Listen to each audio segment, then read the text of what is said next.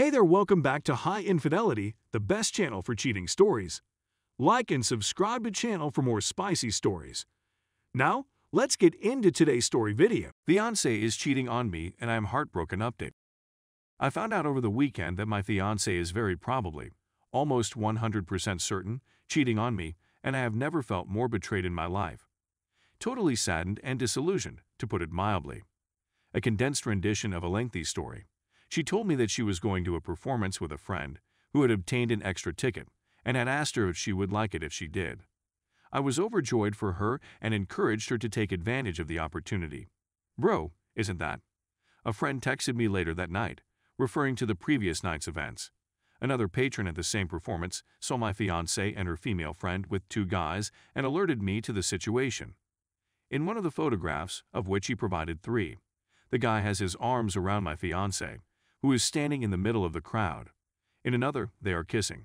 Not even a friendly kiss from a colleague. It is clear that Liplock is completely absorbed in the issue. When I first saw them, I was on the verge of throwing up "It's obviously her since she's wearing the same clothing as she did in the previous photo." One of them was a fairly great close-up of her profile, and I recognized one of her pals from the other one. I'm not acquainted with the person in question. I didn't know what to do since I was in such a condition of shock and illness. I had only just walked out of the apartment and started walking.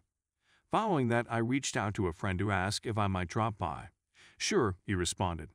As soon as he saw me, he knew something was very wrong, and he sat me down in front of him, where I spilled everything. I sobbed during the whole thing. He was the best. He looked after me, got me drunk and euphoric, and the rest of the night was spent chit-chatting and drinking with me. His flat ended up becoming my temporary home for the night. I wake up to a dozen SMS from her. It's a Sunday, I'm exhausted, it's already after 10 a.m., and wonder what the hell I'm doing. No idea why I'm not answering right away. Is it true that I've been admitted to the hospital? She's utterly delusional, she says. I sent her an email with a picture of her kissing a guy, but she didn't reply to it. Then she starts calling and texting excessively, so I simply turn off the phone and walk away. I haven't been back to our apartment or talked to her since I left. I took her phone away from her. I'm not even able to make out what she's doing. I'm afraid of breaking into tears in front of her, which is something I really don't want to happen. We were planning to be married in April, and we were in the process of finalizing our plans. She seemed to be excited about the prospects for our future. It's completely gone now. A small number of individuals are aware of my predicament and are pulling for me. I've received word that she is doing all she can to contact me. She came up to my office on Monday morning, but I refused to allow her in since she was dressed inappropriately. I also leave down the alley since a colleague contacted me the day before to say she was waiting in her car outside the office, so I take that route. She will undoubtedly come up in conversation at some time, even if it is just to get out of the apartment and cancel the lease and everything else. But, oh my God, I'm screwed up. Thank you for providing this forum for me to vent my issues. Which was annoying since I didn't want to cry over the phone or in front of her. When we were finally able to communicate, she began apologizing, sobbing, and pleading with me to return home. I'll spare you the rest of what was said since writing it down hurts. But to cut a long tale short, as I regained control, I asked her who the man was, what had been going on, and essentially told her she needed to tell me everything right now. So she informed me that her friend, with whom she went to the performance, and her boyfriend, with whom the friend went to the show, had introduced them when they were all out for drinks and supper in June. I was visiting family. It was a setup, she maintained. The man simply happened to be in the same place at the same time. He acquired her number from a buddy, she alleged, and began messaging her. Update. First, I was and continue to be amazed by the outpouring of support, as well as the amount of individuals who have had similar experiences. I wish I could respond to every one of you individually, but I hope this will enough. Thank you very much. My brother arrived yesterday and booked an Airbnb for the rest of the week, so I'm now living with him. He's fantastic, and I'm fortunate to have him here. As many of you have said, I am fortunate to have him, and my other wonderful family, as well as a wonderful group of friends. They've been fantastic. When things like these happen, you learn who you can rely on. So after a lengthy discussion with my brother, I spoke with my ex last night, and yes, she is an ex. He was present, but he allowed me some space. It was terrible, as you would guess, and much worse than I had anticipated, despite the fact that I had expected it to be poor. As soon as she answered, she began weeping, so I started crying as well. She claimed to have ignored him at first, but later responded and the two began messaging.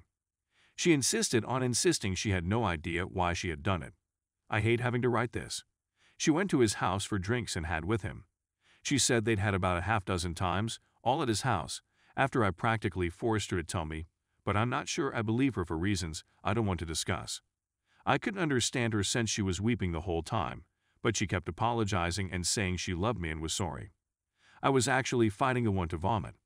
I told her I had to get off the phone and then sat there feeling like I'd been kicked in the stomach.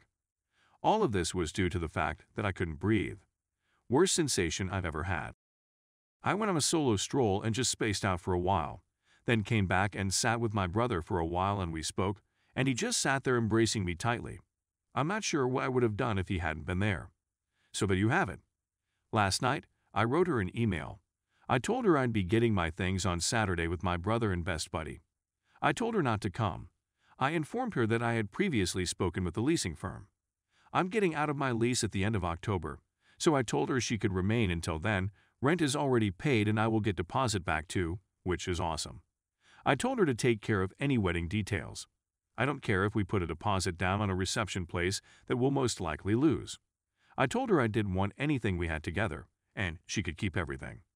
I informed her I didn't want to see or speak to her anymore.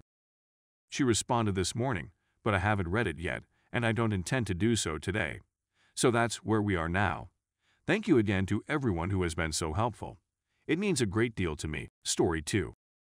Wife cheated. She is sad because she loved her affair partner. Getting a letter from his wife saying how much she misses her AP, with whom she spent the previous year, is the best New Year's gift a guy could ask for. When EA returned home to spend time with her family without me, she handed in her PA card.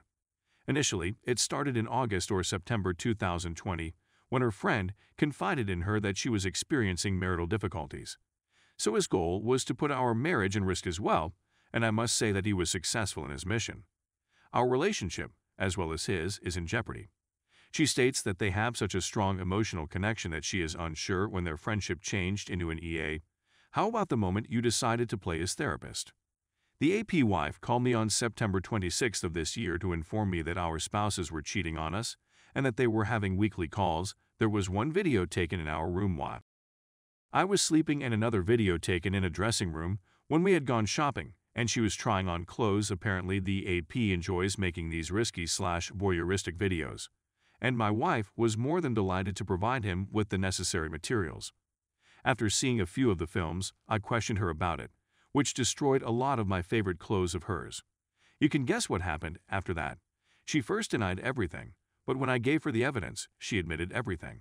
I threatened to leave, but she begged me to stay, and after much deliberation, I decided to give our marriage one more opportunity before ending it. Due to the fact that we have an 8-year-old daughter who is the apple of our eyes, we've made the decision to try once more to save our marriage. I just requested one thing of my wife, that she be completely honest with me. I was determined to find out the truth, no matter how horrifying or unpleasant it would be. That tactic, NGL, came back to bite me in the rear today. She was depressed today, so I probed as to why, and she by our agreement by giving me the truth. She was missing her advanced placement app class. It was yet another stab in the back of the neck, but hey, I asked for it.